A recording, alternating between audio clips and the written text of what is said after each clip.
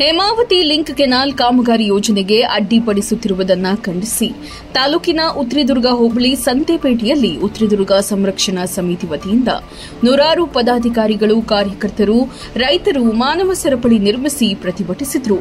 ಈ ಸಂದರ್ಭದಲ್ಲಿ ಪ್ರತಿಭಟನೆಯ ನೇತೃತ್ವ ವಹಿಸಿದ್ದ ಕಾಂಗ್ರೆಸ್ ಮುಖಂಡ ಕೋಗಟ್ಟ ರಾಜಣ್ಣ ಮಾತನಾಡಿ, ಹೇಮಾವತಿ ಜಲಾಶಯದಿಂದ ಕುಣಿಗಲ್ ಕೆರೆಗೆ ಕಳೆದ 25 ವರ್ಷಗಳಿಂದಲೂ ಶೇಕಡಾ 20ಕ್ಕಿಂತಲೂ ಕಡಿಮೆ ಪ್ರಮಾಣದಲ್ಲಿ ನೀರು ಹರಿದಿದ್ದು, ಇಂತಹ ಸಮಸ್ಯೆಯನ್ನು ಪರಿಹರಿಸುವ ದೃಷ್ಟಿಯಿಂದ ಮಾಜಿ ಸಂಸತ್ ಸದಸ್ಯ ಡಿಕೆ ಸುರೇಶ್ ಹಾಗೂ ಶಾಸಕ ಡಾ ಎಚ್ಡಿ ರಂಗನಾಥ್ ಲಿಂಕ್ ಕೆನಾಲ್ ಮೂಲಕ ಕುಣಿಗಲ್ಗೆ 3 ಟಿಎಂಸಿ ನೀರು ತರಲು ಪ್ರಾಮಾಣಿಕ ಪ್ರಯತ್ನ ಕೈಗೊಂಡು 1,000 ಕೋಟಿ ವೆಚ್ಚದಲ್ಲಿ ಲಿಂಕ್ ಕೆನಾಲ್ ಯೋಜನೆಯ ಅನುಷ್ಠಾನಗೊಳಿಸಿ ಕಾಮಗಾರಿ ಆರಂಭಗೊಂಡಿದ್ದು, ಈಗ ಲಿಂಕ್ ಕೆನಾಲ್ ಯೋಜನೆಯನ್ನ ತಡೆಯಲು ಯತ್ನಿಸುತ್ತಿರುವ ಕ್ರಮವನ್ನು ತೀವ್ರವಾಗಿ ಖಂಡನೆ ಮಾಡುತ್ತಿದ್ದೇವೆ ಎಂದು ತಿಳಿಸಿದರು.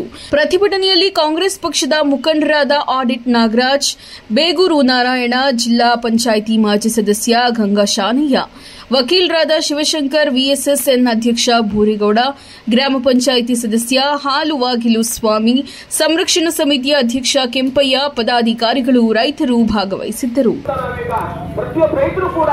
ಎಲ್ಲ ಪಕ್ಷಾತೀತವಾಗಿ ಮುಂದಿನ ನಮ್ಮ ಭವಿಷ್ಯ, ನಮ್ಮ ಮಕ್ಕಳ ಭವಿಷ್ಯಕ್ಕೆ ಮತ್ತು ಕುಡಿಯ ನೀರಿನ ಸಮಸ್ಯೆ ಬಗೆಹರಿಸಕ್ಕೋಸ್ಕರ ನಾವಿವತ್ತು ಹೋರಾಟ ಮಾಡಿ, ಯಾಕೆಂತಂದ್ರೆ ನಮ್ಮಲ್ಲಿ ಕಳಕಳಿ ಪ್ರಾರ್ಥನೆ ಒಂದ್ ದಿವಸ ಆಗಲ್ಲ, ಒಂದು ವಾರ ಕೆಲಸ ಕರೆಬಿಟ್ಟು ನಾವು ಇವತ್ತು ಮನೆ ಕಂಡ್ರೆ ಮುಂದೆ ಬಹಳ ತೊಂದರೆ ಆಗ್ತದೆ. ಕುಡಿಯ ನೀರಿಗೆ ತೊಂದರೆ ಆಗುತ್ತೆ, ರೈತರಿಗೂ ಕೂಡ ಬಹಳ ತೊಂದರೆ ಆಗುತ್ತೆ.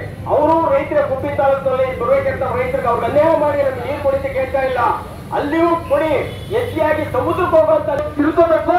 ಅಂಕಿಅಂಶಗಳನ್ನ ತಿಳ್ಕೊಂಡ್ರೆ ಯಾರು ಈ ಲಿಂಕ್ ಕೆನಾಲ್ ವಿರೋಧಿಸ್ತಾರೆ, ಸ್ನೇಹಿತರು ಯಾರ್ಯಾರು ನಮ್ಮ ಸ್ನೇಹಿತರು ವಿರೋಧಿಸ್ತಾರೆ, ಕೂತ್ಕೊಂಡು ಬೆಳಗ್ಗೆ ಎದ್ದು ಸೋಷಿಯಲ್ ಮೀಡಿಯಾದಲ್ಲಿ ಏನ್ ಬೇಕಾದ್ರೆ ಬಾಯಿ ಬಂದಂಗೆ ಬರೀತಾರೆ.